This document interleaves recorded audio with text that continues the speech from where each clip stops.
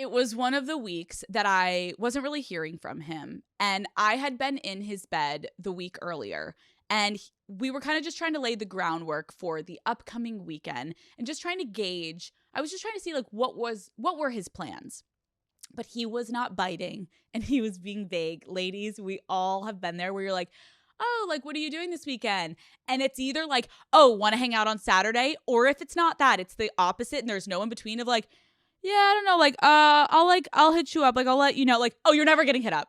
Just so you know, if he doesn't give you a direct answer of wanting to make plans with you, he doesn't want to make plans with you. I didn't know that at the time. So I was itching for a classic night out with him. And I also knew he had an upcoming home game, which meant he always had plans when he had a home game. This man was a partier who went out after every game, win or lose. But sadly, Red Sox man wasn't in the mood to hit the clubs with Lil Al and her friends after one of his games. So I was on my own this weekend to fend for myself in the streets of Boston, okay? So my friends and I had made plans of our own and decided to go to this club called Cure. Not long after arriving, none other, okay, I'm at the club with my friends, none other than Red Sox man walks through the door. He had, hold on, just pause for a minute. He had told me, oh, babe, like, I'm not really in the mood. Like, I think I'm going to call it an early night. Like, I'm just going to, like, order in. Like, I said, I'm standing, titties out, short dress, heels on, hair done. And this man walks into the club, surrounded by his teammates and a bunch of girls. And I immediately wanted to throw up. I'm like, oh my God, it must be like a miscommunication. Like, oh my God, like my phone must not have service down here. He must have texted me to come out. Like something must be wrong. And I was definitely having a fun night with my friends.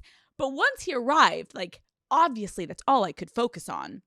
So he's walking in and they are getting escorted to their table. And I'm like trying to make eye contact with him so he can like see me because I'm convinced like, oh my God, once he sees me, like it's over. Like he's obviously going to invite me over. So I'm like, trying to like shimmy my body through the crowd. I'm like trying to like not be too cringe, but I'm just trying to like, you know, like get him to notice me. And I'm like, and I'm literally just like scooting through, just trying to get closer to him because a woman is like escorting them quickly to this table.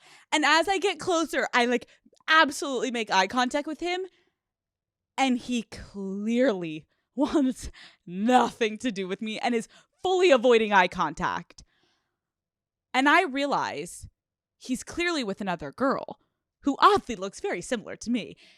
So I'm like panicking. They get set up at their table and I'm like, okay, like I'm a little embarrassed also. Like my friends are like, we got this. And I'm like, yeah, we got this. But I'm embarrassed. I'm like, bitch, I was just in your fucking bed like 5 days ago. Like, how are you going to act like not even come over and then just don't invite me to the like your table, but like at least like acknowledge my existence, you know? No, that's too much. So I go to the bar, I take a couple shots and I progressively get more and more intoxicated.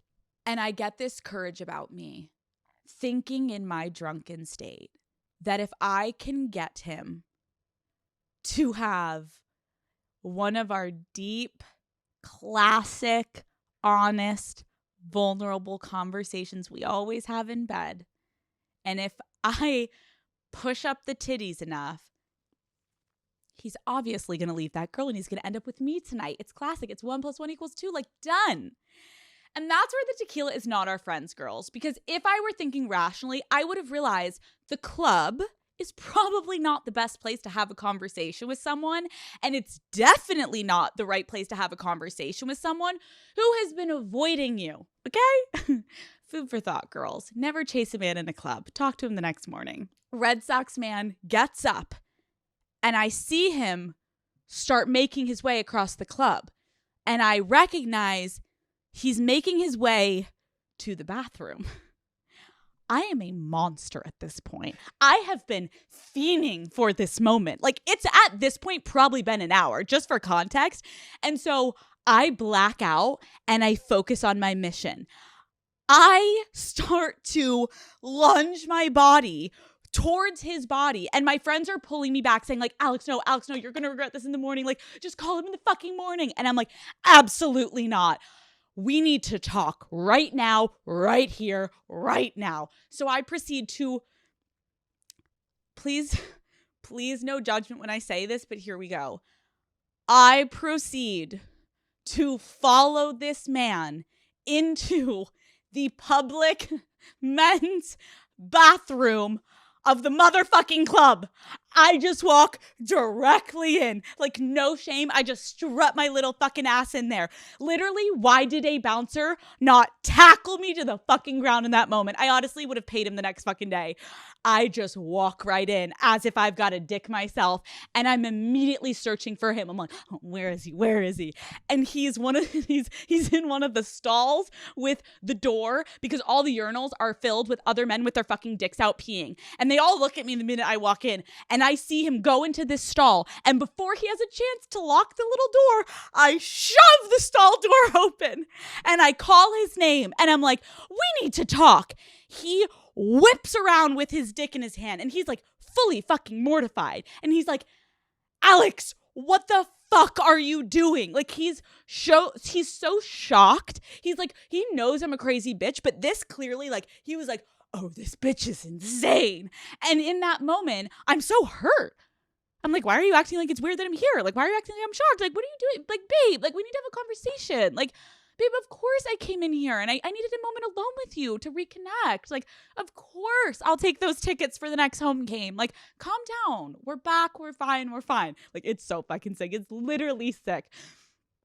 What I wasn't thinking about were the optics of this situation. That's when tequila really does you dirty, where you're like, I didn't think young girl shouting at man, dick out, other men in the room. Like, I didn't see it that way. I just thought it was a private moment in a little stall together, okay? So I just start having the conversation as he's yelling at me. And I'm like, I really just don't understand. Like, you're kind of being mean and like aggressive. And like, you're kind of like, you kind of said you like weren't coming out tonight. So like, obviously it's like a shock that I'm seeing you here. Should we talk about this? And like, wait, what are you doing later tonight? Like, should we go home? And I'm just like, what the fuck? Why am I acting this way? I'm like, you probably could have texted me. Like, I don't know. And he's yelling at me. He's like, Alex, get out of the bathroom. Like, my dick is out. Like, all these other, like, get out. And then I am persistent and I just keep talking to him. I'm like, how dare you bring another girl here? Like, you're always so sweet to me now that I think about it. And then when another girl's around, like, blah, blah, I can't stop. I can't be stopped. I'm like, you're being such a dick. All of a sudden, all of the men in the bathroom start to chime in with Red Sox man. And they're like, bitch, get the fuck out of here. Like, he doesn't want to talk to you. Like, why are you in the bathroom? And thank God, here's the thing. I'm impenetrable at this point, though, okay? Like, nothing could hurt my feelings. Truly, nothing. I have an agenda, okay? All these men, I'm like, yeah, fuck off.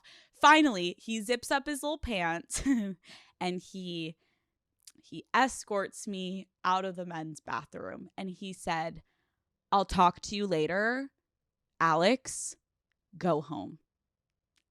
And he goes back to his table. Now, as much of a little bitch as I was being, I also still had that fight in me. Okay? Like, I am a motherfucking cockroach. I will not die tonight, motherfucker. So, what did I do? I made the executive decision to not go home after I had completely humiliated myself. I needed a redemption moment. Hi, Daddy Gang. Thank you so much for watching this video. Keep in mind, that was just a little clip from the episode. If you want to watch the entire full video episode, it is linked below. It's the first thing in the description. Go watch it. It's a great episode. Love you all. I will see you next Wednesday.